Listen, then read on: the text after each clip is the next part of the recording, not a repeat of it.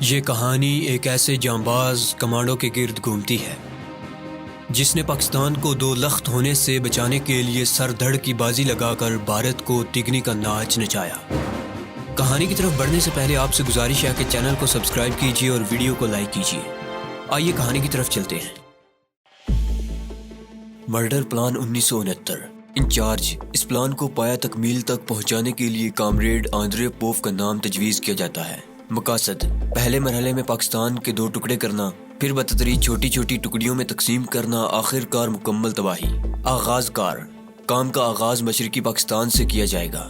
مددگار عوامل: مشرقی پاکستان سے آغاز کرنے میں مندرجہ ذیل عوام مددگار ثابت ہوں گے۔ حکومت پاکستان کی مسلسل غلط پالیسیوں کی وجہ سے یہاں کے لوگ پہلے ہی مغربی حصے سے خاصے ناراض ہیں۔ زبان اور قومیت کے مسئلے کو بآسانی اٹھایا جا سکتا ہے۔ سرمایہ دار طبقے میں ہندو اور غیر بنگالی عنصر زیادہ ہے۔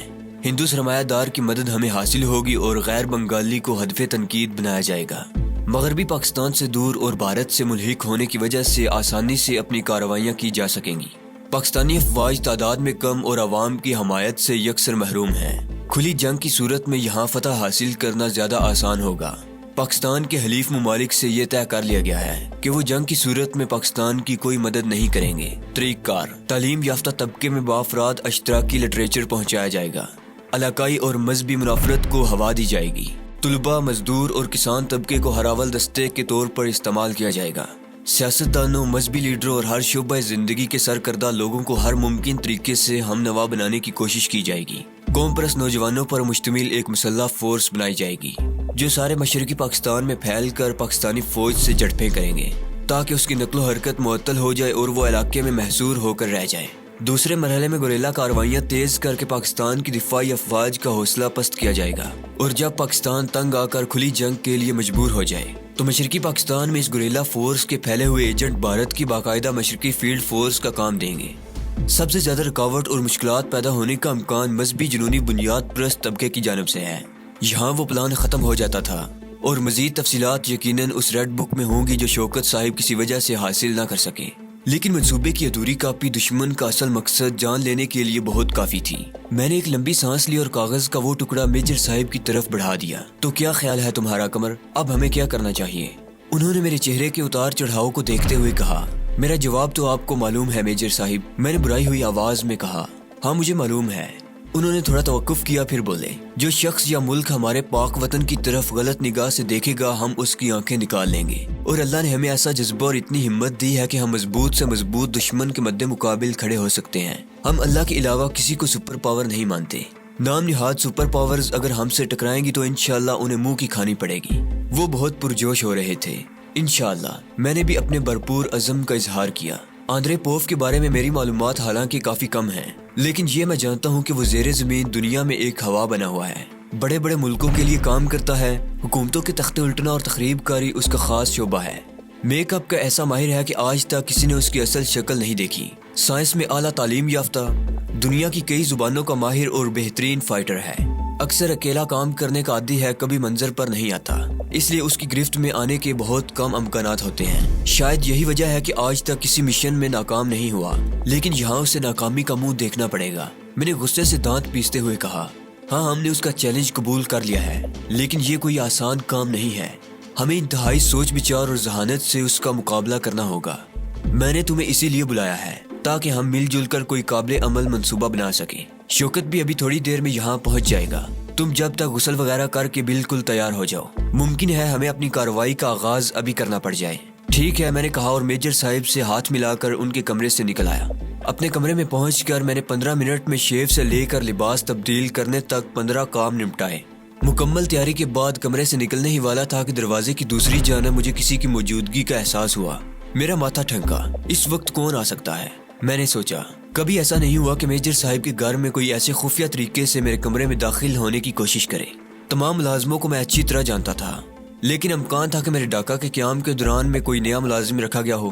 تو کیا اس نے مرڈر پلان کے بارے میں بھی ہماری گفتگو سنی ہوگی؟ اگر ایسا تھا تو پھر اس شخص کا زندہ رہنا خطرناک تھا۔ اسے ضرور ہمارے راز سمیت زمین میں دفن ہو جانا چاہیے تھا۔ میں آہستگی سے دروازے کے قریب پہنچا۔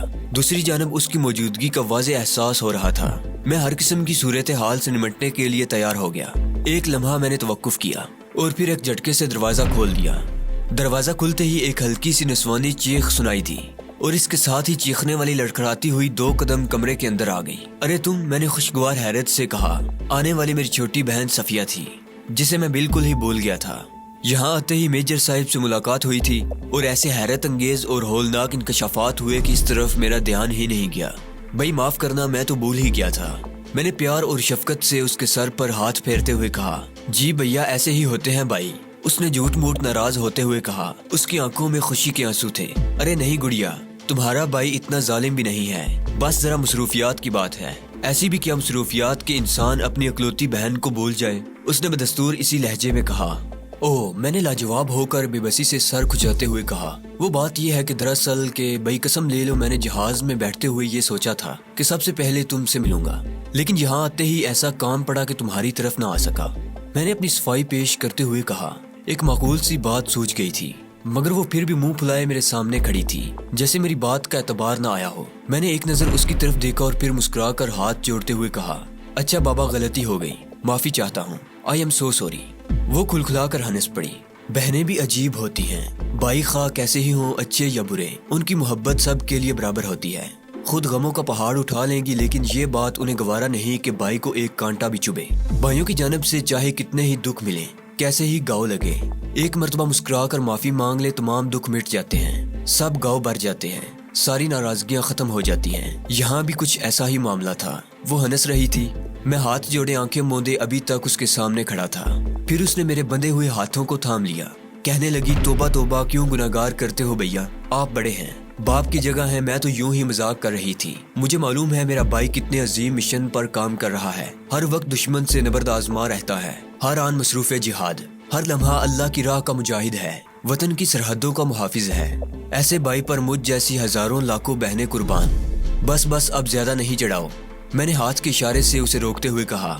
وہ مسکرا کر پیار بھری نگاہوں سے مجھے دیکھنے لگی۔ یہاں کے حالات سناؤ، تم تو ٹھیک ٹھاک ہو نا، کوئی پریشانی تو نہیں؟ میں نے موضوع بدلتے ہوئے کہا۔ نہیں بھیا، اللہ کا شکر ہے، سب ٹھیک ٹھاک ہے، تنہائی تو محسوس نہیں ہوتی۔ نہیں، یہ بہت اچھے لوگ ہیں بھیا۔ میجر صاحب اور بیگم صاحبہ نے مجھے ماں باپ کی کمی کا احساس بھی نہیں ہونے دیا، بالکل اپنے بچوں کی طرح چاہتے ہیں۔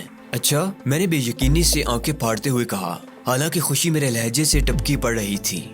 ہاں بھیا، بہت پیار کرتے ہیں آپ سے بھی، میں نے کئی مرتبہ میجر صاحب کو دیکھا ہے، وہ اپنے بچوں سے آپ کا تعارف ان کے بڑے بھائی کی حیثیت سے کراتے ہیں، بچے بھی اکثر کہتے ہیں کہ ان کے بھائی جان باہر گئے ہوئے ہیں۔ صفیہ نے تفصیل سے گھر کے حالات بتاتے ہوئے کہا۔ ہاں صفیہ، یہ لوگ بہت ہی اچھے ہیں، میں نے گہری سانس لیتے ہوئے کہا۔ میرا دل میجر صاحب کے لیے عقیدت کے جذبات سے پر تھا۔ دعا کرو کہ ہم جس مشن پر کام کر رہے ہیں، اللہ ہمیں اس میں کامیابی عطا کرے، اللہ آپ کی مدد کرے۔ میں تو ہر نماز کے بعد آپ کے لیے دعا کرتی ہوں، اللہ تمہاری دعا قبول کرے۔ اچھا اب میں چلوں، زندگی رہی تو پھر ملیں گے، میں نے اجازت طلب کرتے ہوئے کہا۔ کیا رات بھی نہیں رکیں گے بھیا؟ اس نے حیرت اور حسرت سے پوچھا۔ پتہ نہیں، ہو سکتا ہے رات ہی کو روانہ ہو جاؤں، بس تم دعا کرنا۔ اچھا اب اجازت، خدا حافظ۔ میں نے مسکرا کر اس کی طرف دیکھا اور اس کے سر پر الوداعی انداز میں دست شفقت رکھتے ہوئے کہا، اللہ نگہبان، اللہ آپ کو اپنی حفاظت میں رکھے۔ اس نے آنسوؤں سے بھیگی ہوئی پلکوں اور بھرائی ہوئی آواز کے ساتھ مجھے دعا دی۔ میں کمرے سے نکل کر میجر صاحب کے پاس پہنچا۔ یہاں ایک اور صاحب بھی موجود تھے، یقیناً یہ شوکت ہی تھے۔ بڑی گرم جوشی سے ملے۔ علیگ سلیگ کے بعد میجر صاحب نے اصل موضوع کی طرف آتے ہوئے گفتگو کا آغاز کیا۔ ہاں تو قمر، موجودہ صورتحال میں کیا تدابیر اختیار کرنی چاہیے؟ میرا خیال ہے کہ ہمیں فوراً اعلیٰ حکام کو باخبر کر دینا چاہیے۔ میں نے کچھ دیر سوچنے کے بعد کہا، ہاں ایک اصول پسند شہری ہونے کے ناطے ہمیں یہی کرنا چاہیے، مگر فی الحال یہ ممکن نہیں۔ ایک صورت یہ بھی ہو سکتی ہے کہ ہم عوامی نمائندوں کو اس پلان سے آگاہ کر دیں تاکہ وہ لوگ عوامی سطح پر ایک تحریک کے ذریعے اس منصوبے کو ناکام بنانے کی کوشش کریں اور حکومت پر زور دیں کہ سازش میں ملوث افراد کو سزا دیں۔ میں نے نئی تجویز پیش کی۔ یہ ایک اور بد نصیبی ہے کہ ہمارے یہاں کوئی مضبوط اور محب وطن سیاسی جماعت اور بے لوث اور ذہین قیادت نہیں پائی جاتی۔ میجر صاحب نے نہایت غور سے میری بات سننے کے بعد کہا، پچھلے سال کے واقعات نے رہی صحیح کسر بھی پوری کر دی، جب ایک سازش میں ملوث ایک لیڈر کو غدار کی بجائے قومی ہیرو کی حیثیت حاصل ہو گئی، اور آج مشرقی پاکستان میں اس سے زیادہ مقبول اور بااثر رہنما کوئی نہیں ہے۔ دوسرے قابل ذکر سیاستدان اپنے زور بازو کے مظاہرے میں ہزاروں انسانوں کو ان کے گھروں سمیت جلا کر راکھ کر چکے ہیں، اور یہاں مغربی پاکستان میں سوشلزم کا نعرہ عوام کی فلاح کے لیے نہیں بلکہ ذاتی مفاد کے لیے بلند کرتے ہیں۔ ہر دوسرے دن یہ اپنے ہی جاری کردہ بیان بدل دیتے ہیں۔